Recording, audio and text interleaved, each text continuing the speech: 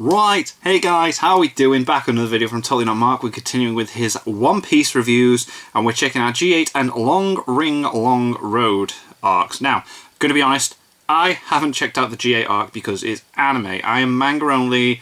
And I'm really easily distracted. I know that if I try and watch that, I'm gonna then start trying to do both, and I'm not gonna get through the manga like I want to. I am beasting through it, man.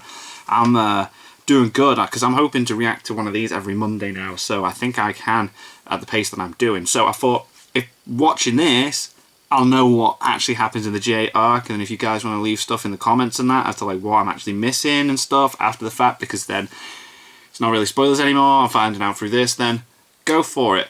I did enjoy the Long Ring Long Road arc, but I thought it was quite fun. I thought it was a bit silly in parts, but it was really enjoyable, and then the way it ended, it was like, okay, we are back onto the serious stuff. I felt like it was a big distraction away from Robin, but anyway, let's see what Totally Not Mark has to say in this review of One Piece, shall we?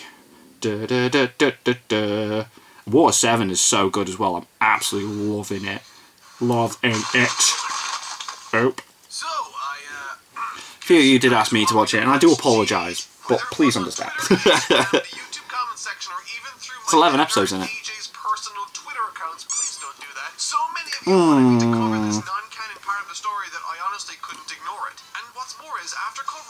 Crocodile was so... oh my god, no lie story.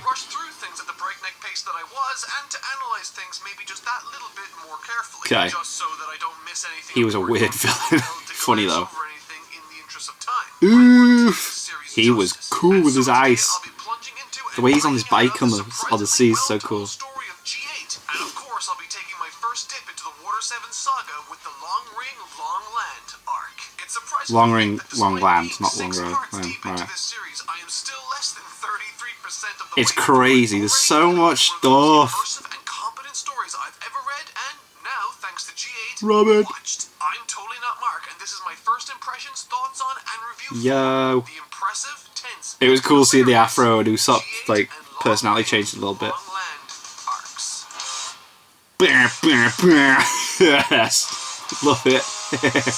Bing bing. G8. To be perfectly honest, you'll need to thank Nexus, my editor, and Yeah. AJ for bringing this arc to my attention and convincing me to ultimately cover it at all. I had planned on this review series to strictly cover canon-only manga. Yeah, I'm a bit like that, Given but the sheer volume of requests this arc received, I simply couldn't ignore it. It feels like this arc is immensely beloved to you all, and so I was eager a to lot of see you in the what stream else last week the said hype as was well all that about. you And typically speaking, when it really comes to liked filler it. content or Oh, the garlic material, juice, like the filler bit was so poo.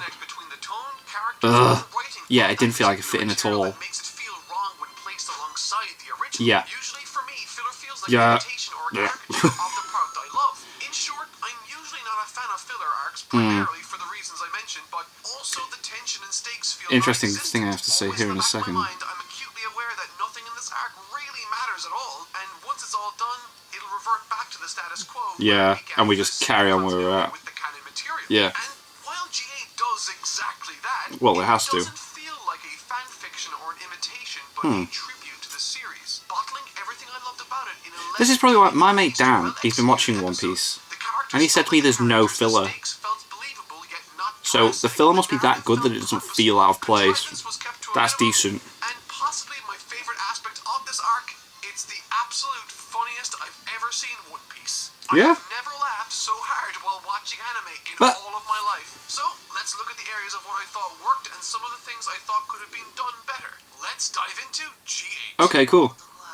A man should know when to give up. Let's not struggle. Oh, Usopp. Condriano. The setup for this arc I both loved and didn't like for separate reasons. Okay. I'll get the bad out of the way first because this is the only real major gripe with this arc I had, and it's easily ignored moving forward for me. Essentially, we take up right as the gang are falling from Skypia and the adventure they had there. However, they then land in the middle of a highly secure naval marine base called G8. Oh. They make note that while they're falling, the wind pushes them off course, and so they don't know where they're falling anymore. This is when they just Wow. happen to land in the center of one of the most secure naval bases in the world. The level of which I would need to suspend my disbelief to buy that is extraordinary. It's the equivalent of hitting a bullseye while riding a motorcycle 10,000 feet in the air. The reason Not very likely. more than it might have perhaps perhaps bothered you is that I really liked the care with which Oda sets up his circumstances for arcs. Definitely. Places are found by the crew have Everything's always like sprinkled in and there's reasoning to go there. Yeah. And so, because they sort of landed here randomly, it felt sort of contrived. That's just I get that. and once we get into things, I begin to see what everyone sees in this story.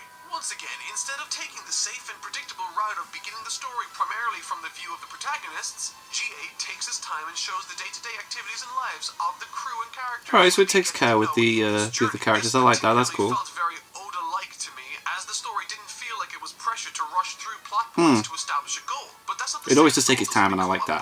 Yeah. Clear either. To the naval officers and crew at the base, a ship comes crashing down to their bay, completely abandoned. This is the Straw Hat ship, and this is where we learn that the crew has been separated, and thus begins Oh the no! first of many goals established in the first episode. Chopper, run! Reconvene with the rest of the crew, reclaim their ship, and book it out of there. Which, Right. as it happens, is much more difficult than you'd expect, but more on that later. Okay. The characters.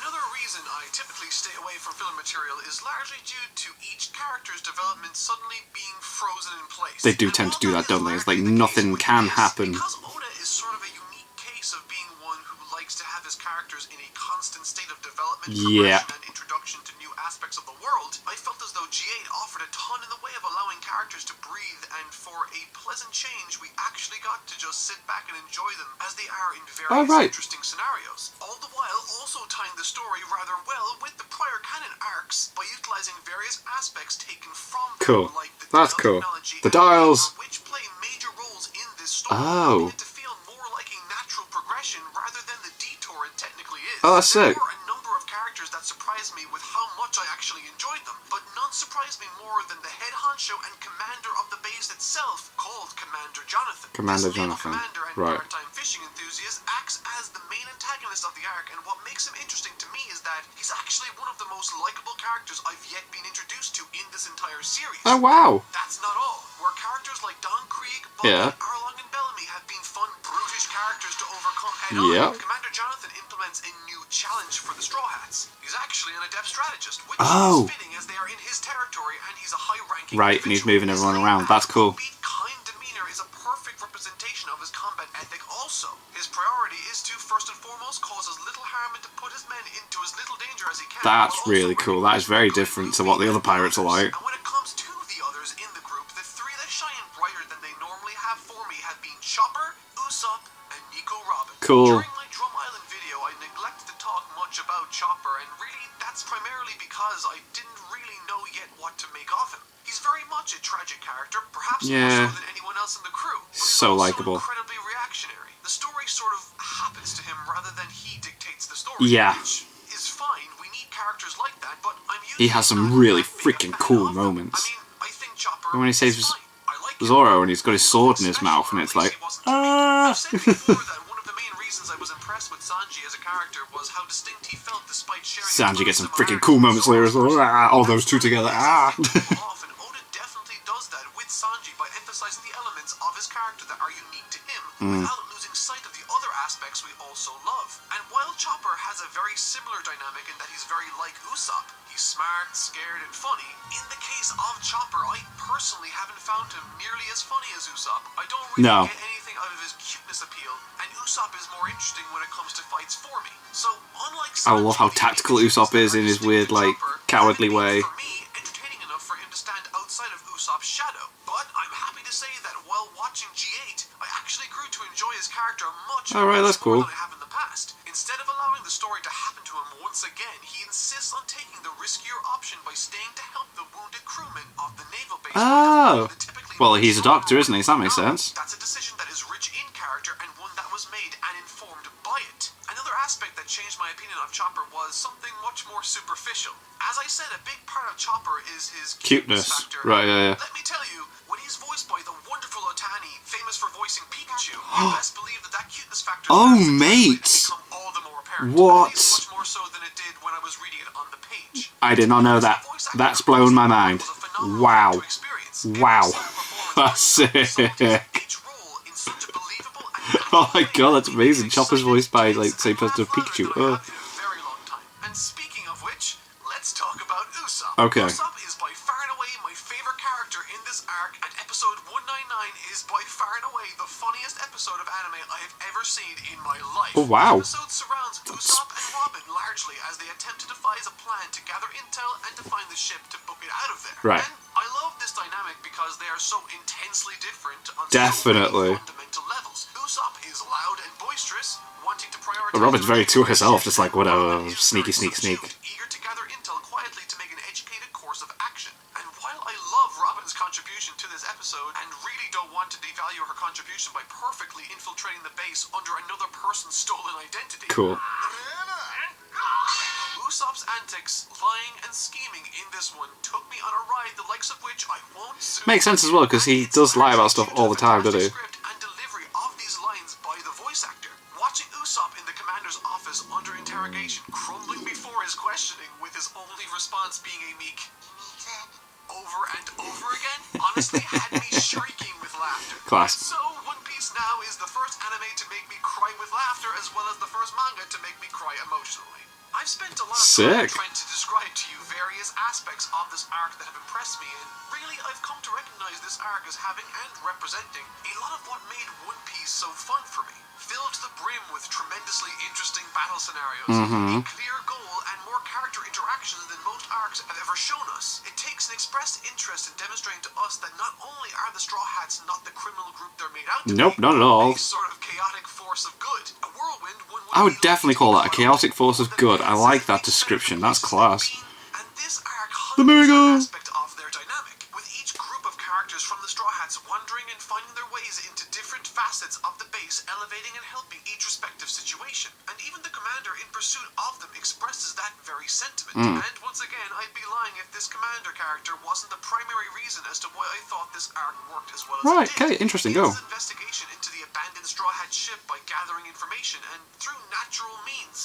All that keep out tape all over the place. Or reports from his subordinates, he's able to take each piece of information and draw a logical conclusion from that. And so, watching as his plan unfolds is sort of a thing of beauty, surprising not only his personnel, his higher-ups, but also Luffy and the Straw Hats, as he always seems to be one step ahead. Cool, it's very tactical, I like it. Chess, this arc of One Piece shares perhaps more in common with Death Note, style than any arc I've seen prior, and honestly I'm here for that. And the means by which he is foiled is both earned and foreshadowed in him being a fisherman by hobby. It's a very cute arc that honestly was so much better than it had any right to be, utilizing various locations, new characters, and establishing lore all in creative enough ways to make me forget that it was all Actually filler. filler arc. Sick. And in addition to that, an aspect of this filler arc that interested me quite a lot was something that it brought to my attention that I glanced over while I was steamrolling my way through the last Skypia video. The carpenter that fixes up the ship while they were in Skypia that Usopp saw? Who was that? I failed to mention it in the last video, but it was mentioned during this arc, and this is quite literally something I have no idea how to speculate on. Who has a vested interest in the crew's success while also having the... You see, don't overthink that. Let's find. Wait until you get to Water 7. Come on. I've read quite a bit of that. I don't know for sure, but one thing I am sure of is that I am very glad you all convinced me to take this welcome detour into G8. I thought it was a fantastically well-executed arc. Boom. Go ahead. Luffy's so cool. That's enough of that. Time to get back to the canon material with Long Ring. Let's do it. Let's do it. Let's do it, Plops. Two words. Afro and Luffy. Yeah, man. Iconic and powerful. And Usopp looks so cool. This is so silly. I loved it. Without succumbing to fatigue and bursting into tears because it's just that beautiful. This arc is mostly lighthearted, but it's sandwiched between an intense opening scene and an even more intense conclusion. Oh, the conclusion, definitely like, whoa, what's going on? Conclusion, more like a massive cliffhanger that makes me want to get done writing the script so I can start Get to the next one. installment. Yeah. And what's more is that within this admittedly light story, there's plenty of tension and surprisingly touching highlights. Much more than I thought there would be. So, let's look at what I enjoyed. Kicking things off, instead of taking up right where we left off after Skypia with the Straw Hats right away, we pick things up with Bellamy and... I thought that was cool. We get a look back on them, what's happened to them on the island. It's due to one of the newly introduced Doflamingo! Doflamingo. And this scene isn't playing around. Nope. Where the G8 arc was a nice bit of fun, this saga starts off He with Bellamy don't begging mess for about. forgiveness as Doflamingo, who seems to be controlling their body lies or actions leads Bellamy to his unfortunate demise. Now, that's a powerful and interesting way to kick an arc off, but this, as far as I know... And then we haven't seen anything of him yet. It's like, what? It's sick. Perhaps is set up for what's to come much later. Regardless of its purpose, it very much establishes Doflamingo as someone that's merciless and to the point. Not to mention dangerous. Yeah. If nothing else, this scene has really made me wonder what even his power could be. As from my point of view, He tried using it at the meeting as well, didn't he? Airbender, but that's probably way off. But as I said, this isn't the main point of the arc, and once the scene meets its grim conclusion, we pick up with the Straw Hats once again as they come across a ship that seems to be on low morale, know-how, and supplies. Oh yeah, they're all confused, aren't they? And then Usopp notices that something's missing. Long things. I mean, I write for a living, and I don't know how else to best describe it. It is, yeah, everything's long. Long and tall. But what I liked about this opening was that instead of setting a goal, it poses a question to the viewer. Why was there a ship so ill-equipped out there? Usopp offers the question, doesn't he? He's like, what was that? But doing this time and again can get sort of predictable, so establishing a question is a nice change of pace for this instance. Once on this strange island, the crew splits into two groups. One led by Luffy, who bounds onto the island looking to explore, and the other half stay at the ship to take care of it. And both groups encounter their own odd individuals. Luffy's group arrives and comes across a house and help an old man. The old man on the stilts. Super tall stilts that has been stuck atop for 10 years. 10 years, yeah. Which in and of itself is ridiculous, but what's more is that it's One Piece. that's shaped like a giraffe waited for him the whole time because he loved him, which gave Cute. me serious Futurama vibes, flashing me back to that time Fry's dog waited for him until he died. No. Admittedly, I thought that story was much more sad, which is good, as I don't think this old man character is here for any other reason than to provide the Straw Hats someone to protect or to avenge, and to have some milk. Don't shoot the horse. With primarily. The group that approaches the crew on the ship is called the Foxy Pirates, led by the Foxy. wonderfully designed Foxy the Silver Fox. I'm always interested in seeing how these overly cartoonish villains are designed by Oda. Just by looking at this guy, you can tell exactly what he's about. Yeah. That's just a sign of a great design. It is. His character designs are absolutely boss for One Piece, man. At the very beginning of the story, as well as given two separate goals to work towards as a reader or viewer. Help the old guy find his way back to his tribe that left him behind because the waves, there's a circle of islands, and every so many years the waves go down so they can travel to the next one. So they're going to be far away. That's why you wanted the horse, weren't it? Yeah. In this instance, it's a three-part challenge that includes Nose. a ball game and a combat. Oh, the 3 matches, yeah. Overall, I enjoyed it. I thought it was somewhat predictable in a lot of ways, but there was just enough for me to sink my teeth. It was fun, into yeah. At first I was a bit like, ugh, but then yeah, when I got into it, it's like, yes. Genuinely surprising me for the better, but I'll get into that a little bit later. What makes these Davy back fights interesting in the first place are the rules and stakes that come packaged with them. Interference is allowed, there are no substitutes, and whoever wins gets to select either the flag of that crew Or they their take a crew member. to join your forces for keeps. These create much higher stakes. It was surprising when he and as I pointed chose out who he earlier, the chose incentive first. half of the old man was there for the characters, although I personally didn't have much of a connection to him myself. But hey, I'm willing to There's watch something some there. games of skill for fun, and with that, the teams are divvied up. Round 1, the donut race, is This was Robin, fun. Usopp, and Nami. I like how they used the dials in that still, that was cool. Groggy ring, see Zoro teaming up That with was Chopper and sick. Sanji. And finally, round 3 is a combat section, which sees Monkey D. Luffy versus the captain of the Foxy Pirates, Silver Fox. And what's It was a cool fight, it was funny as well. It's like running around the ship and he's got traps everywhere. And how the referee keeps looking away. And see where their shortcomings were if they had any. First up, round 1. The donut race. I found this race to be quite fun, imaginative, and with just the right amount of stress. It reminded me of the old Wacky Races cartoon. Yes. Day, and I mean that in the best possible way. Much like that old show, this race involves a good guy team and a Bad clear guy team. guy Yep, team. definitely. At every And we had a fishman. Fishman half giant, which was interesting. In addition to being pretty much better prepared for this contest, and in addition to having a crew member that is a fish person, their captain and Half giant as well, that was interesting. taking his power to force the misdirection of the Straw Hats, and that's essentially the meat and potatoes of the narrative setup for this race. Seeing our team struggle and sacrifice their personal health through clever uses of impact dial, all Yeah, man. the edge because of some cheap tactic builds a frustration that not only forces us to desire justice for the Straw Hats in winning, but also establishes and builds up the Foxy crew as someone we audience Oh, really yeah, he's got want that to see slow in the beam, hasn't he? contest. And that's what the entire point of this race actually is. Narratively speaking, it's meant to make us hate them, and boy did it. Yeah. Watching as Nami, Usopp, and Robin struggle to overcome various obstacles in their little last-minute watercraft aircraft while taking a commanding lead because of their knowledge and grit, only to have them lose at the last second. Oh, so frustrating. A devil fruit power that gives the captain of their crew the ability to shoot a beam at someone to make them move slow. slowly made my blood boil, and it's supposed to. Yeah, we're not meant to like this guy at all. In a fun way.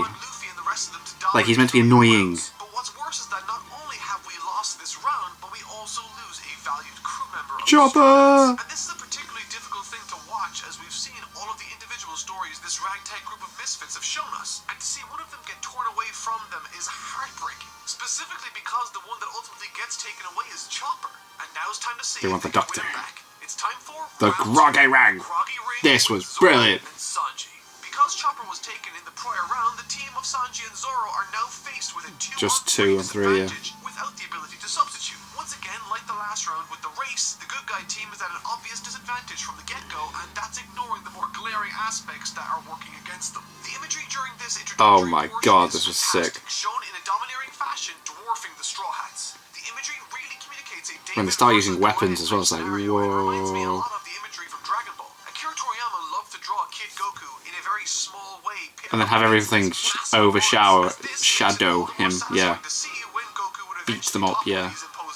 But one aspect of this contest that made no sense to me was the notion that interference was allowed, but they aren't allowed to field a third player. What if someone consistently interfered, say, like as much as a player in a match would? I mean, I don't know, I found that to be sort of self-contradictory. But the real story behind this particular round isn't necessarily the Straw Hats overcoming the enemy team in this exchange, though that's definitely part of it. The real story is instead made more interesting because of Sanji and Zoro's notoriously ill-fitted dynamic. Yeah, that's man. very much the case in this contest. Between getting on each other's nerves and in each other's way, They're just not helping each other, are they? And then they just all of a sudden get to it. cheated, but also because they can't harmonize. But in a momentary truce for 10 seconds, their combined efforts humiliate and destroy the opposing team, which Yep. was It just goes to show that, like, if they do work together, they are pretty damn, like, powerful. Which brings us to the third and final round of the Davy back fight. The Monkey D. Luffy versus Captain Afro. Silver Fox. The common ceremony that builds up this event between these two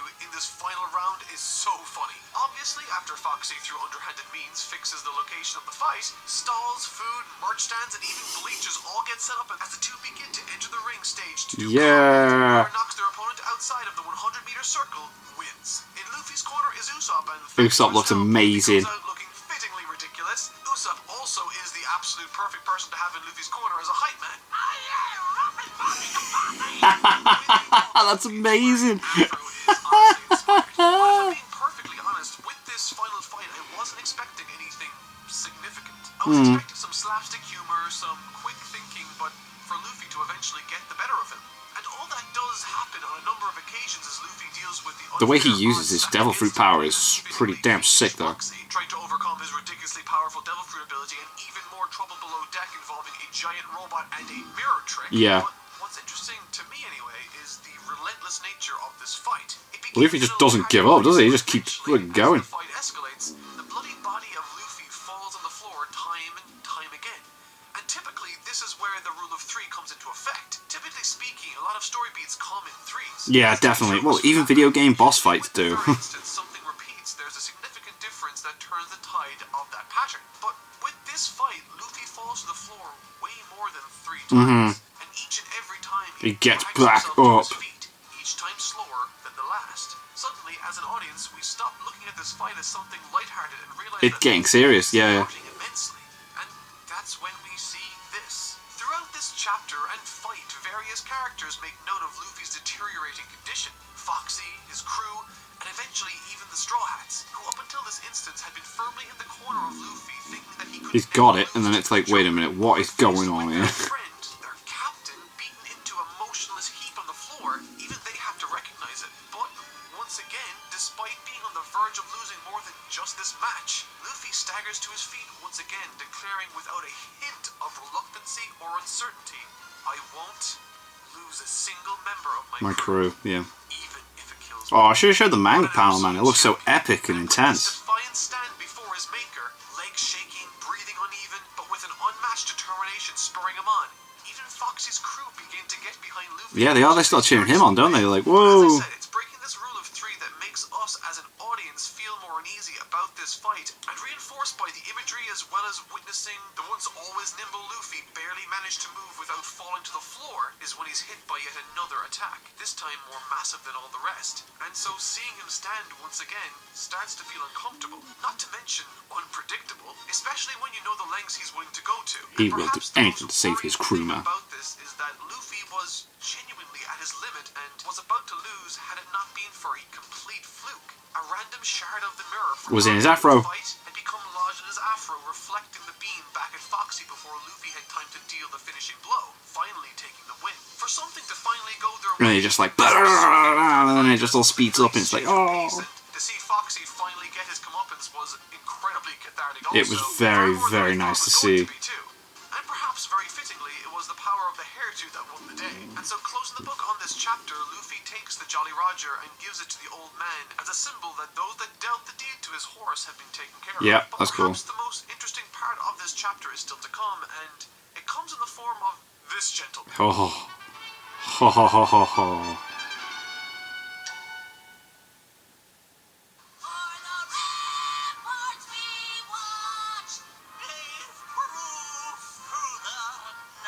What? What? There's some Shaman King characters in that one. The appearance of this man and the tension this section brings, I was not prepared for. He is important. He's one of the 3 admirals. Once he appeared, I knew something serious is about to happen. His fight with Luffy, man, he could have killed him. And he knows Luffy's granddad. To reinforce that notion. Someone who had been incredibly calm and collected no matter the circumstances in the past, now had a massive worry painted right across her face. As it happens, apparently this guy is one of the 4 most powerful and highest ranking individuals in the Navy, and man does it show. And once again, I want to draw attention to Oda's characterization of this Lazy guy. justice, was that his phrase? Quite a brutish or stereotypical character, but he takes the time to establish him somewhat with his lazy demeanor there we and go, yeah. mannerisms. On top of that, he demonstrates devil fruit power to help the old man Ice. cross the ocean to find his tribe, and that power is fittingly suited to his icy, chill personality. He introduces himself as Aokiji, and what's more is he makes a passing remark that Luffy is just like his grandpa. Yeah, but it's like, more whoa. importantly, that Whoa. both he Whoa. and Robin Whoa. need to die before things get out of hand with them. And the means with which he takes out Robin without hesitation is terrifying and comes out of nowhere, without her so much as even being able to put up a resistance. Thankfully, though, the crew steal her away in time to thaw her, leaving Luffy, the most capable among them, to deal with this strange new But character. my god, he can't deal with him. Match for him, and No. with relative ease, this naval higher-up leaves Luffy frozen and completely outmatched. It's like he wasn't even... And then he lets him go because he beat Crocodile. The ending of this arc left me with a strange feeling. Over the last 300 or so chapters, Luffy has been proving himself to be far more formidable than anyone thought he was. And the people he's proven himself to have been far more than just the villains he's found himself up against. He's shown himself to be a person people can rely on when all the chips are down, primarily to his crew. Oh, Over a Chopper. number of instances, various crew members have made passing remarks regarding how they don't need to worry about Luffy, that he's more than capable, that he has it in hand. But in this arc, on not just 1 but 2 separate occasions, Luffy would have lost in dramatic fashion had he not been lucky. And so, while this arc was largely light-hearted, there was a really humanizing message at its core, that Luffy has his limits, that Luffy can be defeated, and even though he might want to save everyone, Luffy might not be able to. And that's my biggest takeaway from this arc before I move into Water 7 next week. To say that I'm extremely excited to see what's to come. I'm partway through it. It's so good. Now that the main Navy HQ is in the region they're heading towards next, and that they are fully aware of what Luffy did to Crocodile, I'm very interested to see how this new dynamic works with the Straw Hats, and more specifically from a narrative perspective. As in this arc, we are reminded that the Navy are in fact individuals with good intentions. They, unlike the rest of the villains we've come up against thus far, want to help people. Yeah, they want to save people. Which matches Luffy's philosophy. And that's not even to mention how Doflamingo and the other warlords of the sea play into all of this, and I still have no idea what that mysterious repairman in Skypia was doing or who he was. I'm thoroughly pumped to see what comes next, and I can't wait to review it for you guys. Next week, I'm tackling Water 7, so wish me luck. But that'll do it for this video. I've been Totally Not Mark. I'll see you all next week, and thank you so much for watching.